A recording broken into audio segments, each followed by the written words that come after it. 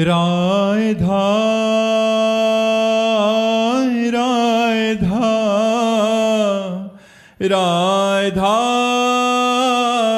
राधा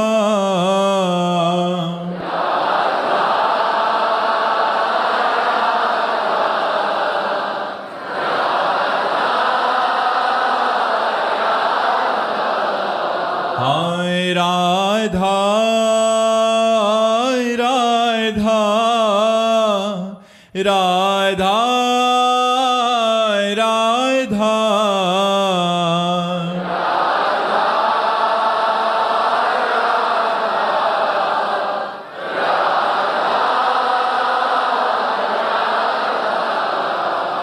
राधा राधा राधा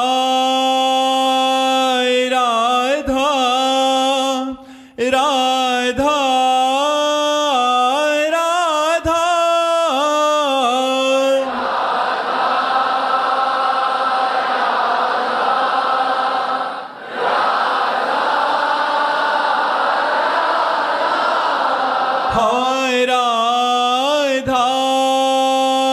राधा राधा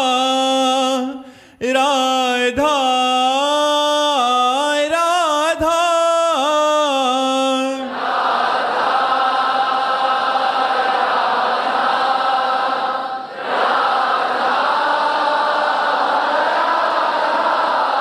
हाय राधा राधा राधा राधा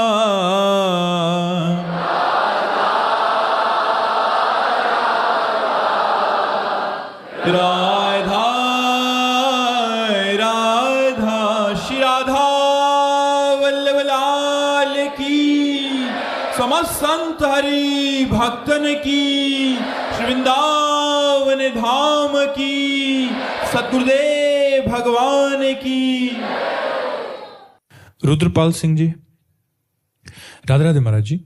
महाराज जी, भगवान के दिव्य पार्षदों व सिद्ध महापुरुषों में भी कभी कभी ऐसी लीलाएं देखी जाती हैं, काम क्रोध रूपी छठ विकारों का प्रादुर्भाव देखा जाता है, जैसे कि सनत सनंदन तथा देव ऋषि नारद जी जो भगवान की लीला का आधार होते हैं। तो मेरा महाराज जी प्रश्न आया कि जब जीव भगवत प्राप्ति कर लेता है तो वो भगवत स्वरूप हो जाता है, तो पांच भौतिक शरीर में तो स्वाभाविक है, परंतु जब वो दिव्य शरीरों में भी ऐसा भाव आता है तो महाराज जी हमें क्या समझना चाहिए साधकों में? जब हम तुम एक ही बराबर के हो गए और संसार को अब कोई नाटक दिखाना है हमें, तो हम तुम वैसे ही स्वांग करेंगे ना। अगर चतुर खिलाड़ी हैं तो सनक सनंदन सनातन सनत कुमार भगवान के अवतार हैं। आप 24 अवतारों में आप देखिए, ये प्रथम सर्ग प्रथम भगवान का अवतार है सनक सनंदन सनातन सनत कुमार। इनमें क्रोध नहीं है, इनमें भगवान की लीला की उत्पत्ति छुपी हुई है। अब भगवान लीला करना चाहते हैं जगत में आकर राम रूप से। अब उस लीला का विरोधी भी कोई होना चाहिए जिससे रंग बढ़े लीला में, तो रावण रूपी विरोधी चाहिए। तो रावण रूपी विरोधी कैसे बने? तो सनक सनंदन ने साफ दे दिया जय विजय को, क्योंकि निजी पार्षद ही भगवान का विरोध सह सकते, दूसरा तो सह नहीं सकता। जो ऐसे भगवान वैसे भगवान के पार्षद, तो लीला करने के लिए जय विजय बन गए रावण कुंभकर्ण, और सरकार का अवतार होता है राम के रूप में, और विविध प्रकार की पावन लीलाओं की गाथा जो जगत का मंगल करने वाली है। नारद आदि महापुरुष सनकादि महापुरुषों में न काम है, न क्रोध है, न लोभ है, न मोह है, न मद है, न मत्सर है। वो लीला के लिए सूत्र हैं, इसलिए उनका मिलान अपने कर्म बंधन से युक्त शरीरों से नहीं किया जा सकता। वो दिव्य महापुरुष थोड़ी देर के लिए क्रोध का अभिनय करते हैं, क्योंकि उनको लीला प्रकट करनी है। वो दिव्य महापुरुष थोड़ी देर के लिए काम का अभिनय करते हैं, ना कि उनमें कामना है। इसलिए जो सिद्ध महापुरुष भगवान को प्राप्त हो गए हैं, हम इसीलिए उनको समझ नहीं पाते, क्योंकि उनकी बाह्य चेष्टा जन साधारण जैसी रहती है। ऐसे ही भगवान की दिव्य लीलाओं में जो दिव्य महापुरुष हैं वो सब निर्विकार हैं, केवल भगवान की प्रेरणा से थोड़ी देर के लिए वो विकार का अनुभव करते हुए स्वांग कर रहे हैं कि हाँ भाई सनकादि क्रोध से युक्त हो गए। जो निरंतर ब्रह्मानंद में मग्न, वहां क्रोध कहाँ? जो अद्वैत निष्ठा ब्रह्म को प्राप्त हो गए हैं तो द्वैत के बिना क्रोध कहाँ आ सकता है? तो ये बातें समझनी है। पुष्कर सिंह जी कानपुर से। राधे राधे महाराज जी। महाराज जी, आपके वचनों को सुनकर भक्ति मार्ग पर चलने का प्रयास कर रहा हूं। आपके श्रीमुख से सुना है कि एक ऐसी अवस्था आती है जिसे प्राप्त करने के बाद फिर कुछ पाने की इच्छा नहीं रह जाती, कुछ जानना बाकी नहीं रह जाता। महाराज जी, साधक ऐसा क्या प्राप्त कर लेता है कि उसके भीतर फिर कुछ भी पाने की, जानने की इच्छा शेष नहीं रह जाती? उस अवस्था को कैसे प्राप्त कर सकते हैं? ये रहस्य है, अगर समझ में आ जाए आपकी। आत्मा पूर्ण तृप्त है, आत्मा में कभी अभाव नहीं होता, आत्मा पूर्ण काम है, आत्मा आनंद स्वरूप है, आत्मा प्रेम स्वरूप है, आत्मा चिदानंदमय है और वो मैं हूं। शरीर अपूर्ण है, अतृप्त है, सकाम है, नाशवान है, दुखमय है, परिवर्तनशील है, व्याधियों से युक्त है।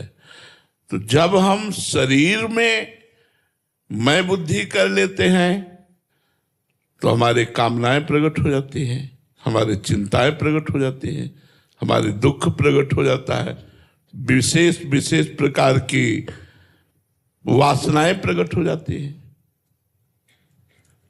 वही मैं अज्ञान के द्वारा निवृत्त होकर जो आत्मस्वरूप में स्थित हो जाता है, तो वही आत्मा हमारी भगवान है।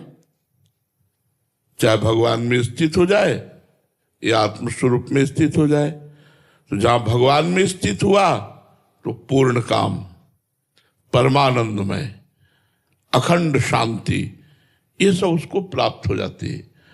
अब उसे कुछ जानना बाकी नहीं रहता, कुछ पाना बाकी नहीं रहता, कोई चाह नहीं रहती, कोई सोच नहीं रहती, एक परमानंदमय स्थिति, गाढ़ आनंद। जैसे सुषुप्ति में कोई कामना, कोई स्फुरणा, कोई वासना कुछ नहीं रहती, लेकिन वो घोर तमोगुणी है। ऐसे जागृत में त्रिगुणातीत अवस्था अपने आत्मस्वरूप को प्राप्त होकर ज्ञानी महात्मा पूर्ण निष्काम हो जाता है। नहीं स्वात्मा रामम विषय मृग तृष्णाम भ्रमयति। आत्माराम पुरुष कभी विषय रूपी मृग तृष्णा में भ्रमित नहीं होता।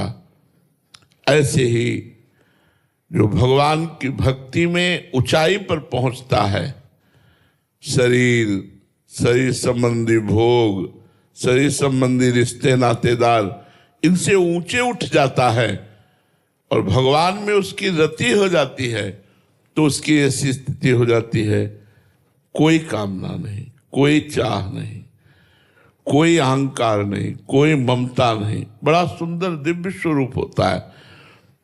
तो जाहि न चाही कबहु कछु तुम सन सहज स्नेह, बसहु निरंतर तासुर सुराउर निजगे। जिसकी चाह मिट गई, भगवान से सहज प्रेम हो गया, तो स्वयं परमानंद में भगवान उसके हृदय में प्रकट हो जाते हैं। है सबके हृदय में, पर त्रिगुण माया का पर्दा लगाकर भगवान है और भक्त के हृदय में प्रकाशित हो जाते हैं। जहाँ भय प्रकट कृपाला दीन दयाला, तो हृदय आनंद से भरकर कभी नाचता है, कभी हंसता है, कभी गाता है, कभी समाधिस्थ रहता है। न लाज तीन लोकन की, न वेद को कहो करे, न शंख भूत प्रेत की, न देव जच्छते डरे, सुने न कान और की, दृश्य न और इच्छना। ऐसी स्थिति हो जाती है। इसलिए देह भाव त्यागने की आवश्यकता है साधना करके। और जब देह भाव त्याग हो जाता है, साध्य में स्थित हो जाता है, तो फिर कोई ना करने की चाह रहती है न पाने की चाह रहती है। जी लवीना जी इंदौर से। राधे राधे महाराज जी। महाराज जी, मैं एक प्रारंभिक साधक हूँ। साधना शुरू करने के बाद से कंचन और कीर्ति खूब मिल रही है। वो चाही अनचाही मनोकामना भी पूर्ण हो रही है। डर लग रहा है कि संसारिकता में उलझ ना जाऊं, अपनी साधना को और परिपक्व। हाँ, ये बात जरूर सावधानी रखनी चाहिए कि जब अनुकूलता मिले तो डर जाना चाहिए, कहीं मैं अनुकूलता में फंस न जाऊं। ये भजन का फल नहीं है, ये तुम्हारे पूर्व के पुण्य हैं। अभी जो तत्काल कामना पूर्ण हो रही है, जो आपको चाहिए कंचन कीर्ति आदि, वो प्राप्त हो रहा है, तो ये भजन का फल नहीं है। अभी ये भजन का फल आगे मिलेगा, ये आपके पुण्य का फल है। नहीं तो एक से एक बड़े भजनानंदी है, पूरा जीवन दुख में जा रहा है, तो क्या मतलब है? तुम प्रारंभिक साधक हो, तुम्हारे लिए इतनी छूट, जो चाहो मिल जाए, कीर्ति मिल जाए, सब सुख मिल जाए, और जो रात दिन भजन में लगे उनको दुख। इसका क्या मतलब है? भगवान क्या उनसे नाराज है क्या? नहीं, उनके पाप नष्ट हो रहे, तुम्हारे पुण्य नष्ट हो रहे हैं। वो निष्पाप होकर भगवान की तरफ बढ़ रहे हैं, तुम पुण्यों का भोग करके माया की तरफ बढ़ रहे हो। अगर आए हुए पुण्य के संयोग से संपत्ति सुख आदि को हम परोपकार में लगा देते हैं, स्वयं भोग नहीं करते, परिवार की सेवा में लगा देते हैं और खूब नाम जप करते हैं, उससे प्रभावित नहीं होते, तो कुछ नहीं बिगाड़ पाएगी, हमारी भगवत प्राप्ति हो जाएगी। अगर उसी को स्वयं भोक्ता मानकर भोगने लगे, भगवान का विस्मरण हो गया, तो फिर उसका प्रभाव आपको प्रभावित कर लिया, आप अपने मार्ग से भ्रष्ट हो गए। इसलिए सावधानी रखनी है। विजय श्री जी बीकानेर से। महाराज जी, अष्टावक्र जी कहते हैं कि तू एक क्षण में ज्ञान को प्राप्त कर सकता है। वो किस ज्ञान की बात करते हैं जिसको पाने में क्षण भी नहीं लगता? देखो, महापुरुषों की बातें सहज में समझ में नहीं आती। हजारों जन्म की साधना के बाद मुमुक्षुता प्रकट होती है। भगवान शंकराचार्य जी ने कहा, विवेक चूड़ामणि में देख लो, हजारों जन्मों के सुकृत और साधना जब एकत्रित होते हैं, तब जीव के मन में आता है कि मैं संसार से मुक्त हो जाऊं, और वो मुमुक्षु से कहते हैं जो मोक्ष प्राप्ति के लिए व्याकुल हो जाए। ये जो अष्टावक्र जी जनक जी से बात कर रहे हैं, तो जनक जी जानते हो कितने बड़े महात्मा हैं, कितने बड़े ज्ञानी हैं। अष्टावक्र जी कह रहे हैं, घोड़े की रकाब पर पैर रखकर उसके पीठ में बैठने में जितना समय लगता है, उतने में तुम्हें मैं ब्रह्मबोध प्रदान कर दूंगा। किसको? जनक जी को। हमें नहीं, हमें तो रगड़ करनी पड़ेगी। ऐसे ब्रह्मबोध थोड़ी हो जाता है। तैयार भूमि जनक जी महाराज की है, विदेह राज है, तो बस जरा सा संकेत किया स्वयं के अनुभव का, तो एक सेकंड में स्वयं में स्थित हो गया। स्वयं में स्थित होने में क्या टाइम लगता है? अब वो परम पवित्र हैं, हम अपवित्र हैं, इसलिए हमारा देहाभिमान आड़े आ रहा है। वो दीवाल की तरह मैं और देह के बीच में है। अब वो दीवाल गिरे अहंकार की, तब तो बात बने साधना से। मैं पुरुष हूं, मैं स्त्री हूं, मैं विद्वान हूं, मैं धनवान हूं, मैं कुलवान हूं, मैं अम मैं, ये जो मैं की दीवार लग गई है प्रकृति जनित, इसे हटानी पड़ेगी। परमात्मा जनित जो मैं है वो शुद्ध ब्रह्म है, अहम ब्रह्मास्मि।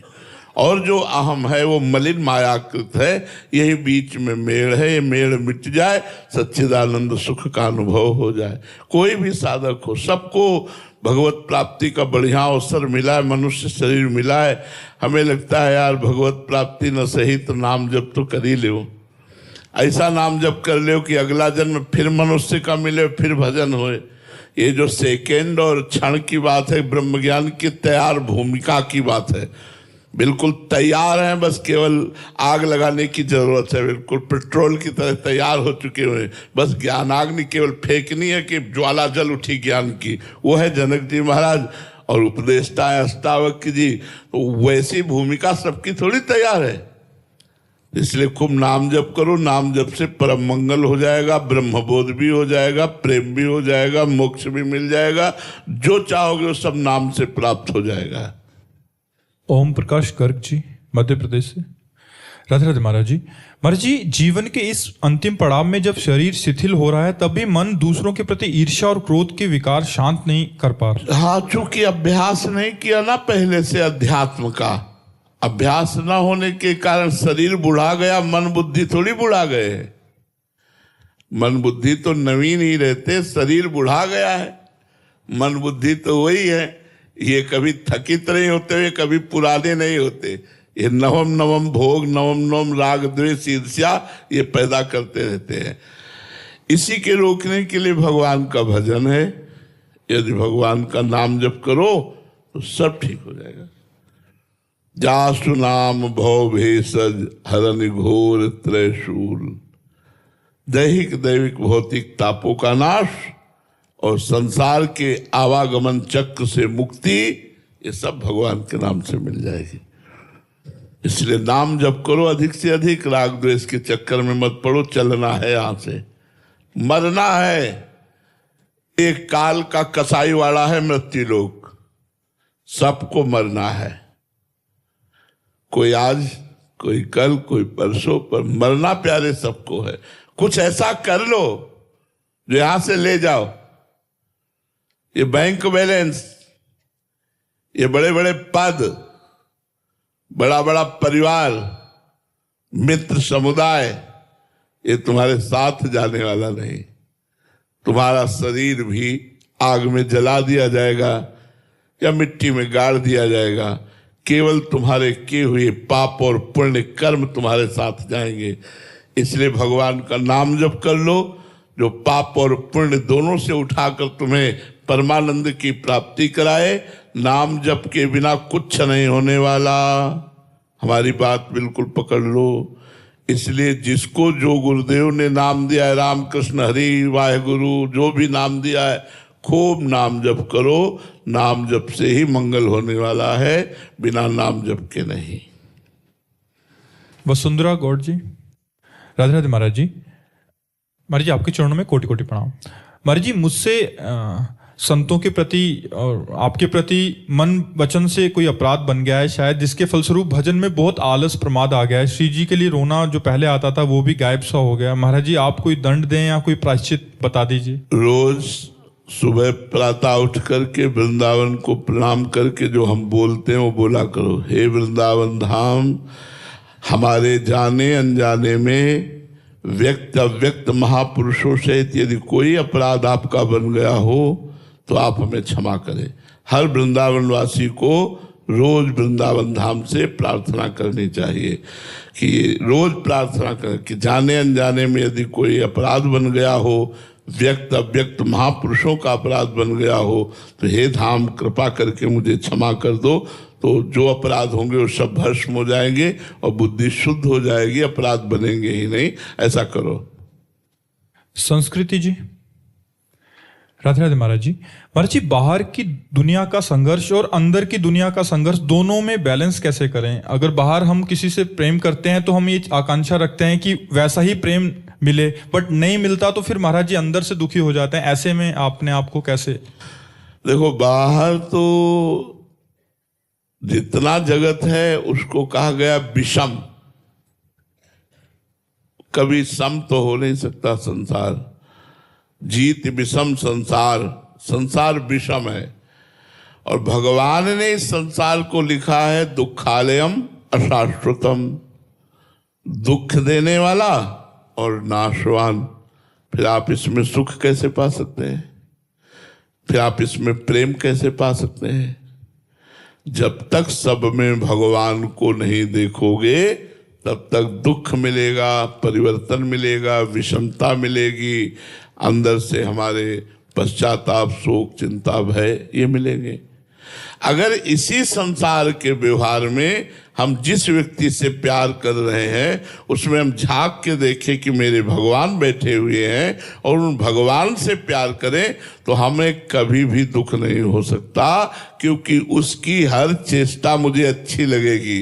वो गाली भी देगा, प्रतिकूलता भी करेगा तो अच्छा लगेगा। मेरे भगवान है ना, इस रूप में मेरे भगवान है। जब तक भगवत भाव नहीं रखोगे तो संसार दुखमय है, संसार विषम है, संसार में द्वंद्व है, कभी लाभ कभी हानि, कभी सुख कभी दुख, कभी मान कभी अपमान, कभी जय कभी पराजय, ये सब बना रहेगा। इसलिए सर्वतोभावेन भगवान की शरण में होकर भगवान का नाम जप करते हुए सब में भगवत भावना की जाए तो अंदर और बाहर दोनों जगह का बैलेंस बन जाएगा। अगर भजन नहीं है, भगवत शरणागति नहीं है, तो ना बाहर का बैलेंस बनेगा ना भीतर का बैलेंस बनेगा। बेमतलब में निगेटिव विचार सोचकर जलते रहोगे, अशांत रहोगे, क्योंकि अंदर विवेक नहीं जागृत हुआ। बाहर बेमतलब की कल्पना करके किसी से अनुकूल, किसी से प्रतिकूल, किसी से राग, किसी से द्वेष, हमारा जीवन व्यर्थ चला जाएगा। तो यदि हम बाहर और भीतर दोनों जगह मंगल चाहते हैं तो गोस्वामी तुलसीदास जी कह रहे हैं, राम नाम मणि दीप धरी, जीह देहरी द्वार, तुलसी भीतर बाहिरो, जो चाहसी उजियार। बोले भगवान के नाम रूपी मणि को जीभ रूपी द्वार पे रख लो तो भीतर भी बैलेंस बन जाएगा और बाहर भी आनंद रहेगा। बाहर भी आनंद, विवेक अंदर जागृत हो गया ना तो हर बात दुख वाली काट कर आनंद प्रदान करेगा। पर राम नाम मणि दीप धरी, जीह देहरी द्वार, यजिभ्यागे वर्तते नाम तुभ्यम। नाम जीह जप जागे जोगी। हाँ, इस संसार की मोह निद्रा से योगी जाग जाता है नाम जप करके। अगर जीभ से नाम जप करोगे तो कंठ में जाएगा, कंठ से हृदय में जाएगा, और जब हृदय से नाम चलेगा तो भगवत साक्षात्कार हो जाएगा। इसलिए भीतर और बाहर के बैलेंस को बनाने के लिए भगवान की शरण में होकर भगवान का नाम जप करो। नव्या झा जी, राधे राधे महाराज जी। महाराज जी, मेरी आयु 16 साल की है। महाराज जी, इस आयु में स्कूल में बहुत सी नई नई संगतियां मिलती हैं, बुरी भी हैं अच्छी भी हैं, बट महाराज जी दूसरों का संगति का असर मेरे पे ना पड़े, ऐसा मैं क्या करूं महाराज जी? बिना ज्ञान के ऐसा नहीं हो सकता बच्चा। जित संग दोषा तो अध्यात्म नित्या। जो नित्य आत्मस्वरूप के ज्ञान में स्थित रहता है उसको किसी भी संग दोष का प्रभाव नहीं पड़ता, नहीं तो संग का प्रभाव पड़ जाएगा। एक बार काटेंगे, 2 बार काटेंगे, तीसरी बार वो बात हमारे अंदर बैठ ही जाएगी। वो बात काटने के लिए एक सतत ज्ञान रूपी तलवार चाहिए, जिससे कुसंग का हमारे ऊपर प्रभाव न पड़े। को न कुसंगति पाए न साई, रहाय न नीच मते चतुराई। चाहे जितना बड़ा चतुर हो, यदि उसे कुसंग मिला तो धीरे धीरे पतित तो हो ही जाएगा, यदि उसे ज्ञान नहीं है तो। और ज्ञान है तो जो रहीम उत्तम प्रकृति का कर सकत कुसंग, चंदन विष व्यापत नहीं, लपटे रहत भुजंग। अगर हमारा उत्तम स्वभाव भागवतिक हो गया है तो बुरे लोगों पर भी हमारा अच्छा प्रभाव पड़ेगा, उनका बुरा प्रभाव हमारे ऊपर नहीं पड़ेगा। और जब तक भागवतिक सामर्थ्य नहीं है तो बुरा प्रभाव बहुत जल्दी पड़ जाता है। इसलिए बच्चा नाम जप करो, राधा राधा राधा राधा राधा, और सत्संग सुनो, 2 बातें करो तो तुम्हें अध्यात्म ज्ञान हो जाएगा, जिससे जित संग दोषा, किसी भी दोष का प्रभाव आपके ऊपर नहीं पड़ेगा। सोनिया जी कुरुक्षेत्र से, राधे राधे महाराज जी। महाराज जी 2 साल पहले मैं गहन डिप्रेशन में चली गई थी। फिर एक दिन मैंने आपको यूट्यूब के माध्यम से देखा और आपकी बातें फॉलो करना शुरू की और धीरे धीरे मैं महाराज जी अभी ठीक हो गई हूँ। मेरे डॉक्टर और दवाई दोनों का काम आपने किया। मेरे लिए आप भगवान बन के आए महाराज जी, मेरे को एक नया जीवन दिया, इसलिए आपका धन्यवाद करना चाहते थे। धन्यवाद तो आपका है जो आपने हमारी बात को सुन करके उस पर चलने का प्रयास किया और आप लाभ को प्राप्त हुए, तो हमारा जीवन धन्य हो गया। यदि हमारी बातें सुनकर आप लोगों को लाभ न मिले, आपको आनंद न मिले, आपकी गंदी बातें न छूटे, तो हमारा बोलना बकवास ही तो रहा, व्यर्थ ही तो रहा। तो आपने हमारी बात को सुनकर, हमारी बात को मानकर अपने को भी धन्य किया और हमको भी धन्य किया। संत समागम का फल यही है कि आपकी मानसिकता सुधर जाए, आपकी गंदे आचरण छूट जाए, आप चिंता भय शोक से मुक्त होकर आनंद को प्राप्त हो, यही संत समागम का फल है। ज्ञानेश्वर जी महाराष्ट्र से। राधे राधे महाराज जी। महाराज जी भजन कहाँ कहाँ साधक का खर्च होता है और साधक भजन बचाने के लिए क्या सावधानी रखे? देखो, यदि भगवान की शरण में साधक है हृदय से और हर कर्म भगवत अर्पण करता है, कृष्णार्पणम वस्तु, तो उसका फिर सरकारी खजाने से काम चलता है, उसका भजन नहीं करता। जो साधक अहम पूर्ण साधना से साधना करता है, भगवान की कृपा और भगवान की चरणों की हृदय से शरणागति स्वीकृत पूर्ण नहीं हुई है, तो प्रणाम से भजन नष्ट होता है। जब लोग प्रणाम करते हैं तो जो हमें प्रणाम करते हैं उससे हमारा भजन प्रणाम करने वालों के पास जाएगा। जो हमें कपड़ा देते हैं हमारा भजन उनके पास जाएगा। जो हमें भोजन देते हैं हमारा भजन उनके पास जाएगा। हम जो रुपया लेते हैं, जितना लेते हैं, उसके परिणाम स्वरूप हमारा भजन भगवान से हटकर संसार के उन पुरुषों के पास जाएगा जिन्होंने हमें रुपया दिया, भोजन दिया, कपड़ा दिया, प्रणाम किया, आदर सत्कार किया, इन सब में भजन जाता है। तभी भगवत प्राप्ति जिनको करनी होती, समाज से बच के, रोटी मांग के, खा के, फटे पुराने कपड़े पहनकर अपने भजन को बचाते हैं और बचा करके उसे पचाते हैं और पचाकर भगवान को प्राप्त हो जाते हैं। और जो साधक शरणागत होता है वो ये नहीं देखता कि ये व्यक्ति दे रहा है, वो देखता है मेरे भगवान इस रूप में आकर मुझे दे रहे हैं, उसका भजन नष्ट नहीं होगा। बस ध्यान देने योग्य, मेरे भगवान ही ने कहा है अनन्यस चिंतयन्तो माम ये जना परिपासते तेसाम नित्याभियुक्ता नाम योगक्षेमम वहाम्यहम। जो मेरा अनन्य चिंतन करते हैं ऐसे जनों के योगक्षेम का वहन मैं स्वयं करता हूं। ये बात ध्यान रखना।